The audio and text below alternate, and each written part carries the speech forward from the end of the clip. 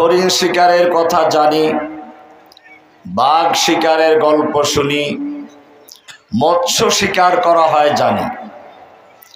শয়তান যে শিকার করা হয় এটা হয়তো আমরা এই প্রথম শুনলাম। এটা আল্লাহ সুবহানাহু ওয়া তাআলার একটি ইশারা। যারা এদেশের আলেম ওলামাদেরকে জঙ্গি বানিয়ে বিশ্বব্যাপী বিতর্কিত করার জন্য চক্রান্ত করেছিল, কিন্তু জঙ্গি শব্দের মধ্যে যোদ্ধা সম্মান আছে, স্পিড আছে। আল্লাহ সুবহানাহু ওয়া তাআলা সেই কুচক্রী ফ্যাসিস্ট খুনি হাসিনা এবং তার অনুসারীদেরকে তার চেয়ে জঘন্য এক নাম শয়তান আখ্যায়িত করে তারপরে শয়তান স্বীকার করার জন্য অভিযান চালাচ্ছে। শয়তানকে আল্লাহ রাব্বুল আলামিন বলেছিলেন আদমকে সিজদা করো, সে অহংকার করেছিল। সিজদা না করা ছিল এক অপরাধ। এরপরে আল্লাহ সুবহানাহু ওয়া তাআলা যখন জিজ্ঞেস করলেন, ইবলিস আমি যখন তোকে আদেশ করলাম সিজদা করার জন্য, কিসে তোকে বাধা দিল? ইবলিস তখন আল্লাহর সামনে যুক্তি পেশ করেছিল। ক্বালা আনা খায়রুম মিনহু, আমি আদমের চেয়ে ভালো। খলাকতানি মিন নারিন ওয়া খলাকতাহু মিন তিন, আমাকে সৃষ্টি করেছো আগুন দিয়ে, আদমকে মাটি দিয়ে। আগুনের গতি হচ্ছে ঊর্ধ্বে, মাটির গতি নিম্নে। আগুন যদি নিচেও জ্বালানো হয় উপরে উঠে, মাটি উপরে ছুঁড়ে মারলেও নিচে পড়ে। অতএব যুক্তির কথা হচ্ছে আদম আমার সামনে নত হবে, আমি আদমের সামনে নয়। সিজদা না করা ছিল এক অপরাধ, আর তার পরিবর্তে অহংকার করে সে আরো বড় অপরাধ করেছে। এ কারণে আল্লাহ সুবহানাহু ওয়া তাআলা ইবলিসের ব্যাপারে যত জায়গায় আলোচনা করেছেন, জান্নাত থেকে বের করার কারণ হিসেবে উল্লেখ করেছেন লাইসা লাকা আন তাতাকাব্বারা ফিহা, তুই আমার সামনে অহংকার করেছিস, আমার সামনে অহংকার করার কোনো সুযোগ নেই। আল কিবরিয়াউ রিদাই, অহংকার হচ্ছে আমার চাদর। যেই ব্যক্তি আমার চাদর ধরে টানা হেচড়া করে আমি তাকে অপমান করে ছাড়ি, ফাখরুজ মিনহা, আমার জান্নাত থেকে বের হয়ে যা। ঠিক তার হাজার বছর পরে, কয়েক হাজার বছর পরে বাংলার জমিনে আর এক লেডি শয়তান এসে অহংকার করে বলেছিল পালায় না। আল্লাহ রাব্বুল আলামিন তাকে বলেছেন ফাখরুজ মিনহা, শয়তান যেরকম জান্নাত থেকে বহিষ্কার হয়েছে, তোকে আমি আমার পবিত্র বাংলা থেকে বহিষ্কার করে তুই নরেন্দ্র মোদীর যৌন দাসী হয়ে থাকবি।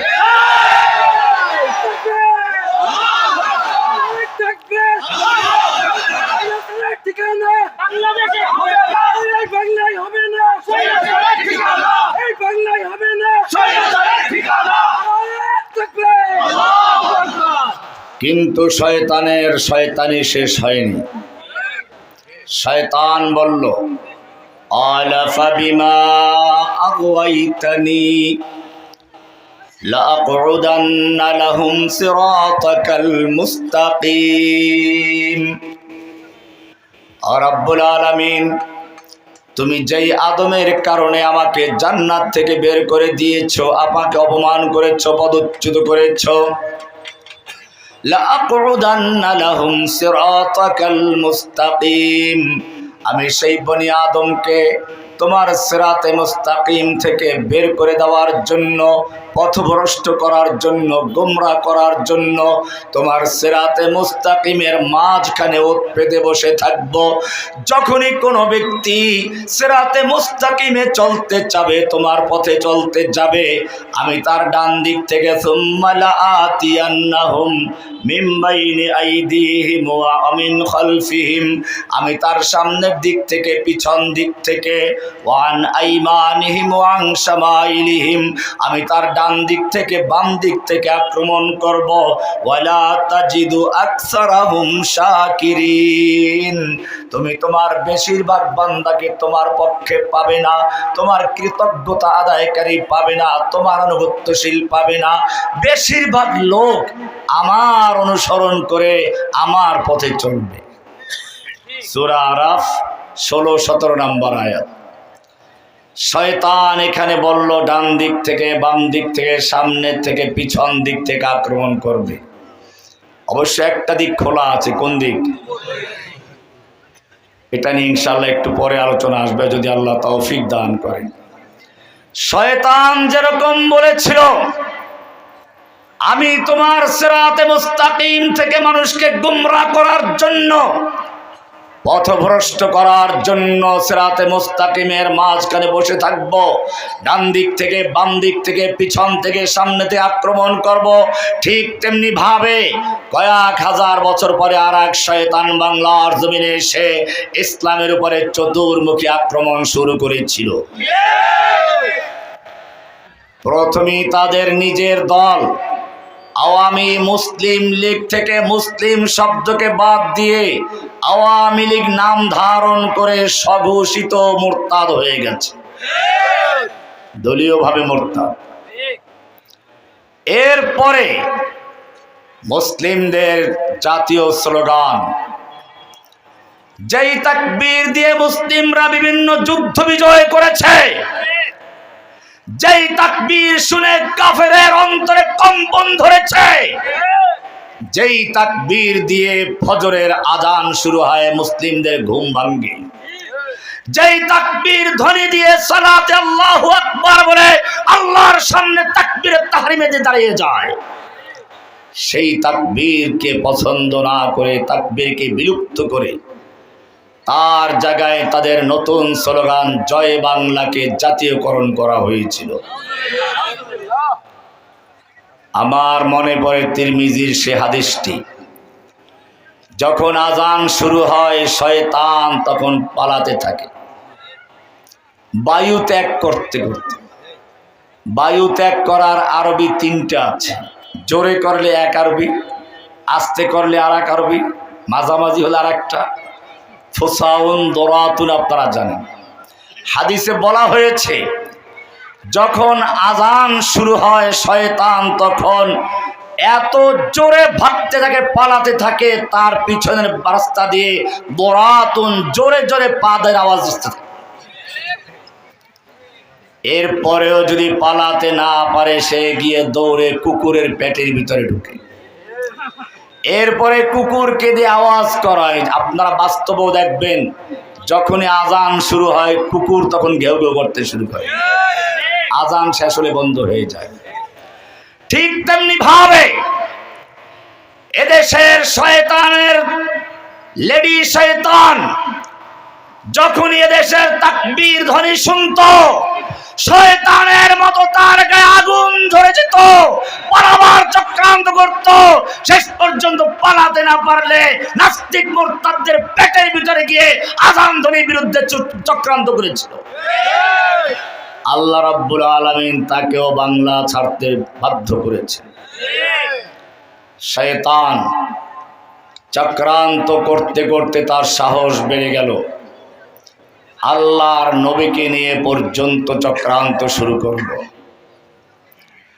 আল্লাহর নবীর চরিত্রকে কলঙ্কিত করার জন্য আব্রাহা বাদশাহ যেরকম ভাবে তার নিজের কাবাকে প্রতিষ্ঠিত করার জন্য, নিজের কাবার দিকে মানুষকে আকৃষ্ট করার জন্য মক্কার খানায় কাবাকে ভাঙ্গার চক্রান্ত করেছিল, ঠিক তেমনি ভাবে আল্লাহর নবী মুহাম্মদুর রাসূলুল্লাহ সাল্লাল্লাহু আলাইহি ওয়াসাল্লামকে বিতর্কিত করে, নবীর চরিত্রকে কলঙ্কিত করে তার জায়গায় তার পিতা নাস্তিক মুরতাদদের লিডার শেখ মুজিবুর রহমানকে বসাবার চক্রান্ত করা হয়েছিল। মুহাম্মদুর রাসূলুল্লাহর পরিবর্তে জয় বঙ্গবন্ধু স্লোগান তৈরি করা হয়েছিল। এটা ছিল নতুন কালিমা। মনে রাখতে হবে, আল্লাহর নবীর চরিত্রকে কলঙ্কিত করার চক্রান্ত যুগে যুগে হয়েছে, এখনো হচ্ছে। আল্লাহর নবীর চরিত্রের সনদ দিয়েছেন স্বয়ং আল্লাহ। ইন্নাকা লাআলা খুলুকিন আযীম, হে নবী নিশ্চয় আপনি মহান চরিত্রের উপরে অধিষ্ঠিত। কে বলেছেন? আল্লাহর নবীর চরিত্রের সনদ দিয়েছেন স্বয়ং আল্লাহ। এই নবীর চরিত্র নিয়ে যে ব্যক্তি কলঙ্কিত করার চেষ্টা করবে, নবীর চরিত্রকে বিতর্কিত করার চেষ্টা করবে, আল্লাহ রাব্বুল আলামিন তাদের শাস্তি কোরআনে পরিষ্কার করে দিয়েছেন। সূরা আহজাব 33 নম্বর সূরার 60 এবং 61 নম্বর আয়াত আল্লাহ সুবহানাহু ওয়া তাআলা বলছেন, لئن لم ينتهي المنافقون والذين في قلوبهم مرض والمرجفون في المدينة, মুনাফিকরা এবং যাদের অন্তরে ইসলাম বিদ্বেষী রোগ আছে তারা, এবং যারা মদিনায় গুজব রটনা করে, আল্লাহর নবীর স্ত্রীদেরকে নিয়ে, সন্তানদেরকে নিয়ে, নবীর চরিত্র নিয়ে যারা গুজব ছড়ায়, ব্লগ লেখে, আল্লাহ বলছেন লাইল্লাম ইয়ান্তাহি, তারা যদি এই হীন কাজ থেকে বিরত না থাকে, লানুগরিয়ান্নাকা বিহিম, হে নবী আপনাকে আমি তাদের বিরুদ্ধে ইকরা করে দিব, খেপিয়ে দেব, উত্তেজিত করে দিব। সুম্মা লা ইউজাবিরুনাকা ফিহা ইল্লা কালিলা, অতঃপর তারপরে তারা আপনার প্রতিবেশী হয়ে মদিনায় বেশি দিন থাকতে পারবে না। যে কয়েকদিন থাকবে মালউনিন, মালাউন হয়ে থাকবে, মালাউন হয়ে থাকবে। মালাউন হয়েছিল হাসিনা, মালাউন হয়েছিল তার দরবেশ বাবা, কিন্তু আল্লাহ বলেছেন মালাউন হয়েও থাকতে পারবে না। আইনামা সুকিফু, ওদেরকে যেখানে পাওয়া যাবে উখিযু বাকরাউ করা হবে, ওয়াকুতিলু তাকতিলা, দৃষ্টান্তভাবে তাদেরকে টুকরো টুকরো করা হবে।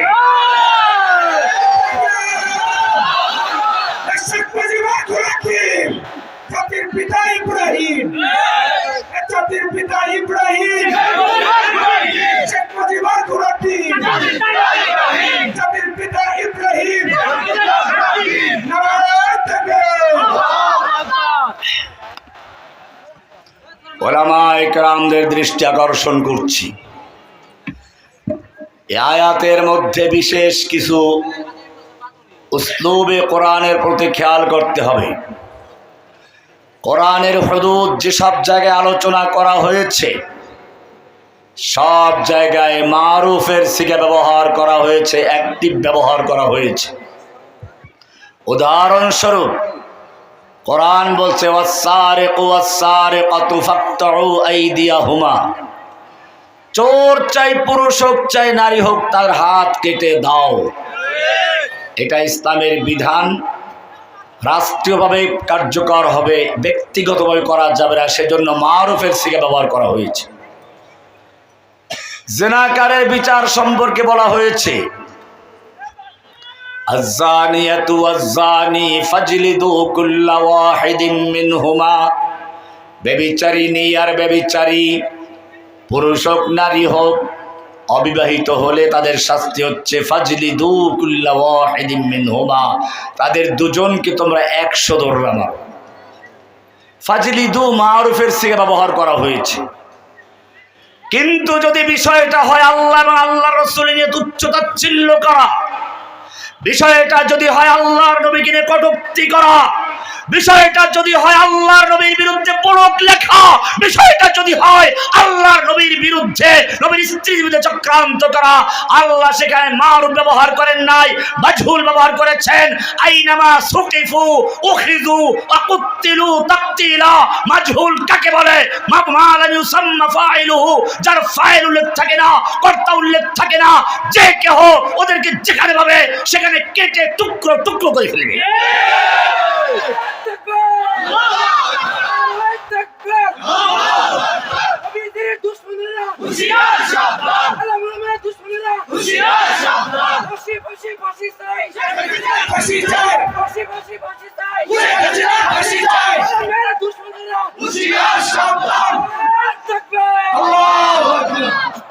আল্লাহ সুবহানাহু ওয়া তাআলা এ পর্যন্ত বলি ক্ষান্ত করেননি।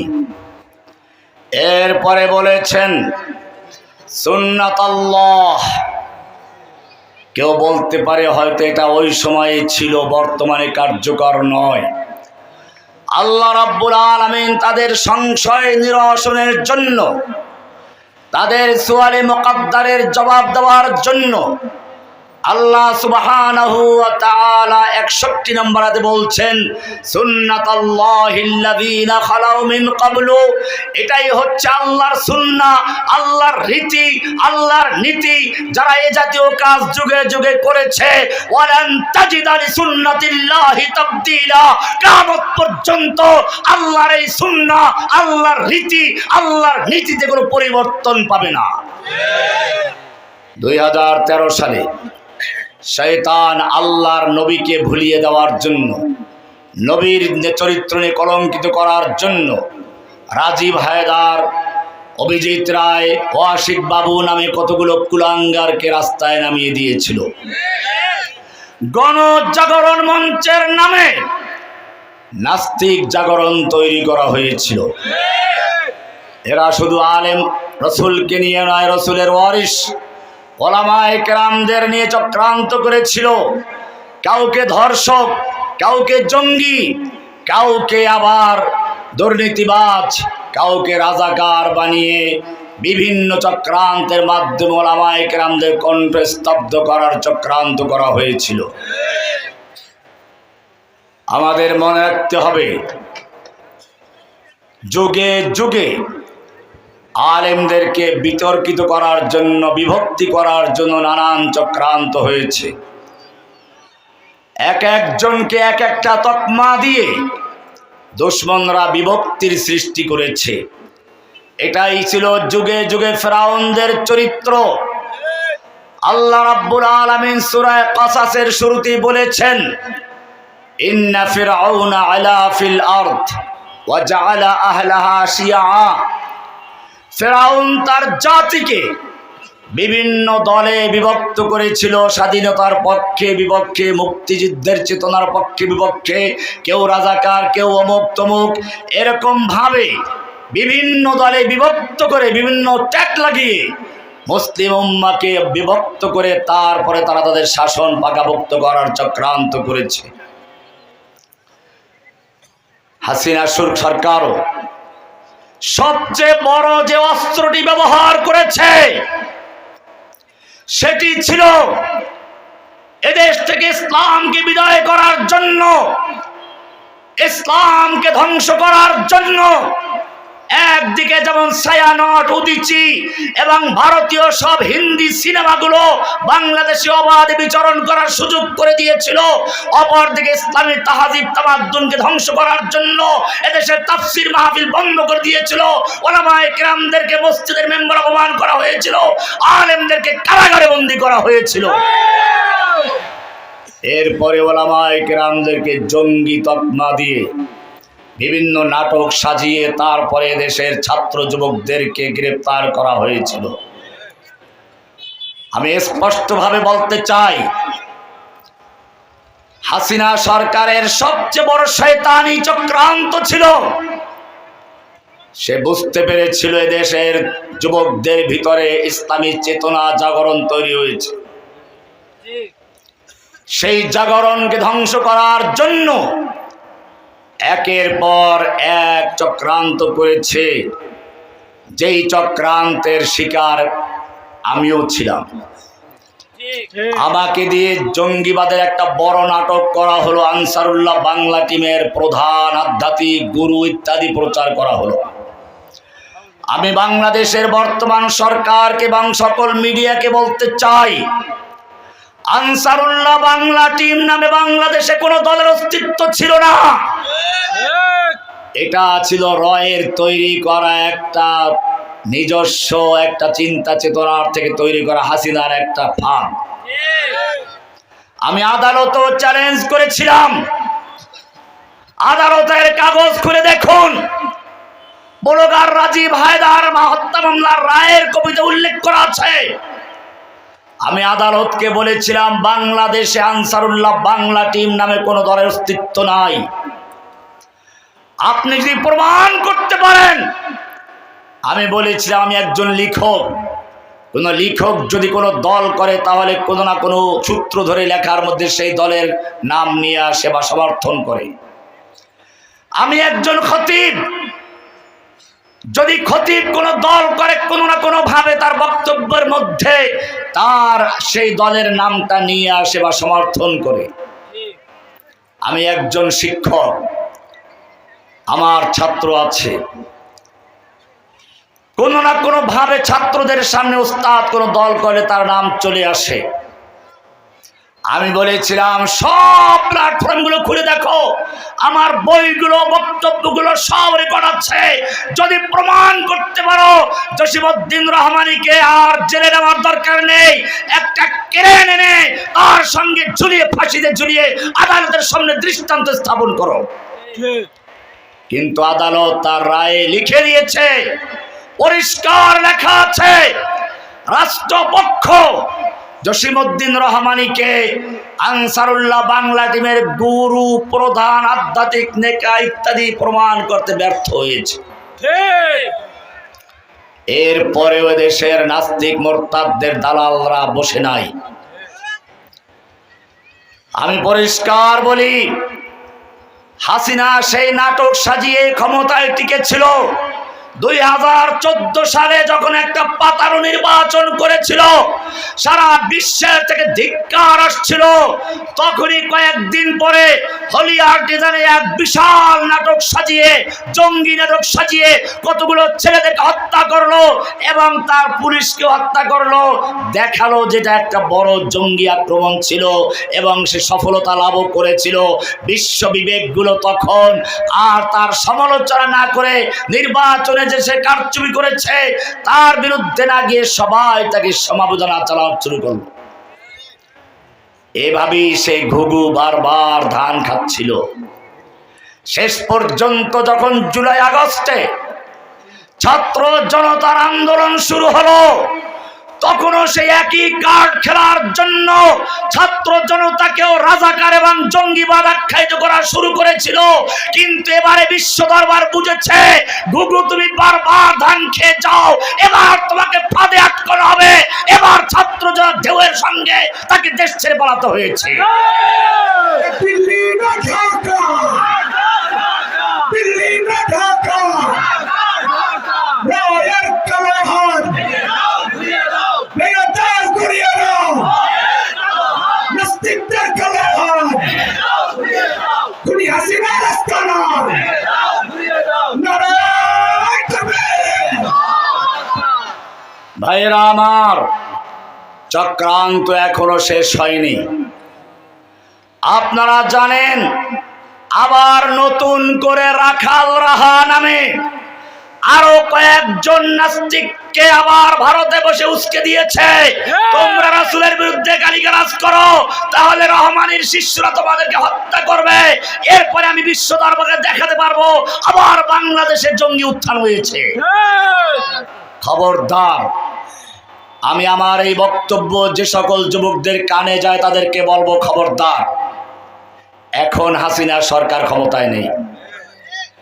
এখন আমরা বিচ্ছিন্নভাবে কোনো কাজ করে হাসিনার চক্রান্তে পা দিতে যাব না, বরং এমন ভাবে ওলামায়ে কেরাম সোচ্চার হয়েছে, এমন আন্দোলন গড়ে তুলতে হবে যাতে করে বর্তমান সরকার বুঝতে পারে এই বাংলার জমিনে কোনো নাস্তিক মুরতাদদের ঠিকানা হবে না। হাসিনা যেরকম পালিয়েছে, হাসিনার শিষ্যদেরকেও এই বাংলার জমিনে থাকার কোনো সুযোগ দেওয়া হবে না। নারায় তাকবীর। বিশ্বের মুসলিম এখন লড়াই করো, সাবিলুনা সাবিলুনা, আল জিহাদ আল জিহাদ, সাবিলুনা সাবিলুনা। আমি জানতে পেরেছি আমার সেই 2013 সালের কিছু বক্তব্য কাট করে হয়তো রয়ের এজেন্টরা প্রচার করছে। আমার উন্মুক্ত তরবারি বইটা হয়তো রয়ের এজেন্টরাই নতুন করে ছাপিয়েছে, কারণ আমার জানা নাই কারা ছাপিয়েছে। এটা একটা চক্রান্ত হচ্ছে। এই মুহূর্তে কিছু ব্লগারকে উস্কে দেওয়া, আল্লাহর নবীর বিরুদ্ধে সমালোচনা করা, কটূক্তি করা, এটা নিশ্চয়ই ভারতের দিল্লির ইশারায় করা হচ্ছে, যাতে করে ওদের দুই একটা মশা মাছি মেরে হাসিনার হাতে অস্ত্র তুলে দেওয়া যায়। সে দেখাতে পারে ইউনূস সরকারের যুগে আবার এদেশে সন্ত্রাসবাদীরা, জঙ্গিরা উত্থান হয়েছে, তাদেরকে দমন করার জন্য হাসিনাকে প্রয়োজন। এই চক্রান্ত করে হাসিনা দিল্লিতে বসে আবার কিছু নাস্তিককে বাংলাদেশে ছেড়ে দিয়েছে। আমার তৌহিদি জনতা, আমি তোমাদেরকে বলবো, এবারে আর নিজেরা নয়, বরং সারা দেশে ওলামায়ে কেরামদের নেতৃত্বে, ওলামায়ে কেরামদের তত্ত্বাবধানে এমন আন্দোলন গড়ে তুলতে হবে যেন সরকার তাদেরকে গ্রেফতার করে কোরআনে বর্ণিত আইন কার্যকর করে। আর যদি সেটা করতে ব্যর্থ হয়, ও আমার তাওহীদি জনতা, এমন আন্দোলন গড়ে তুলতে হবে, আমরা কারো কাছে দাবি করব না রাষ্ট্র ক্ষমতা দখল করে রাষ্ট্রীয়দের বিচার নিজেরাই কার্য করব ইনশাআল্লাহ।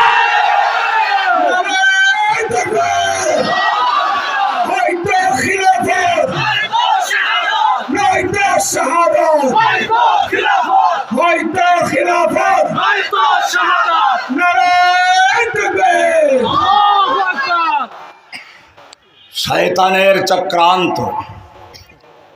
লাআকুদান্না লাহুম সিরাতাকাল মুস্তাকিম।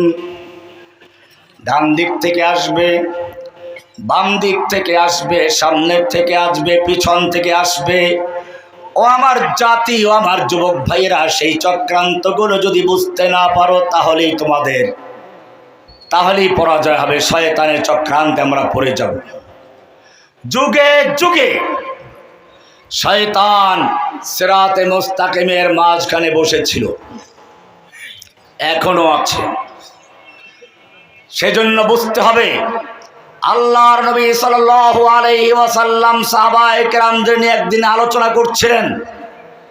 এক পর্যায়ে বললেন, এমন একটা সময় আসবে, ইউশিকু আন তাদাআল উমাম, এমন একটা সময় আসবে যখন কাফের মুশরিক বড় বড় শক্তিগুলো একে অপরকে আহ্বান করবে, আসো আমরা জোট গঠন করি, নেটো গঠন করি। মুসলিমদেরকে নিধন করার জন্য তারা একে অপরকে আহ্বান করবে, যেরকম ভাবে খাবারের দস্তরখান বিছিয়ে খাবার তৈরি করে তারপরে মেহমানদেরকে ডাকা হয়। সাহাবায়ে কেরাম আশ্চর্য হয়ে গেলেন। আমরা এই মুসলিমেও সাহাবী, মাত্র 1 থেকে 1.5 লাখ সাহাবী, আমাদের ভয়ে গোটা দুনিয়া থরথর করে কাঁপে। আর তখন মুসলিমদেরকে হত্যা করার জন্য, মুসলিমদেরকে ধ্বংস করার জন্য কাফেরগুলো একে অপরকে আহ্বান করবে, তখন কি আমাদের মুসলিমদের সংখ্যা এর চেয়েও কমে যাবে? আল্লাহর রাসূল সাল্লাল্লাহু আলাইহি সাল্লাম বললেন, না, কমে যাবে না, তখন সংখ্যা অনেক বেশি হবে। কিন্তু তখন মুসলিমদের অবস্থা হবে, ওয়ালাকিন্নাকুম গুসাউন কাগুসাইস সাইল, তোমাদের মুসলিমদের অবস্থা হবে, তোমাদের মুসলিমদের অবস্থা হবে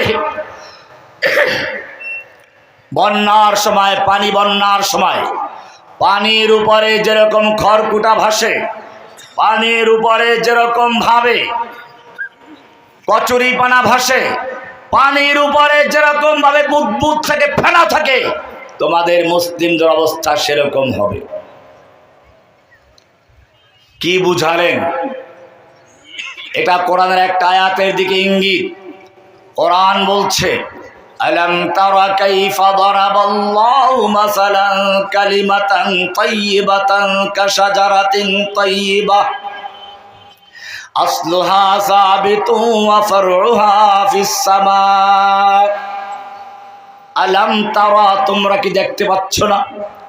কাইফা দারাবাল্লাহু মাসালান কালিমাতান তাইয়িবাতান, আল্লাহ তাআলা কি সুন্দর উদাহরণ দিয়েছেন কালিমায়ে তাইয়্যিবাকে, কাশাজারাতিন তাইয়্যিবা, একটা পবিত্র গাছের সঙ্গে, পবিত্র গাছের সঙ্গে, আসলুহা সাবিতুন ওয়া ফারউহা ফিস সামা, যেই গাছের শিকড় হচ্ছে মাটির ভিতরে আর যার ডাল হচ্ছে উপরে।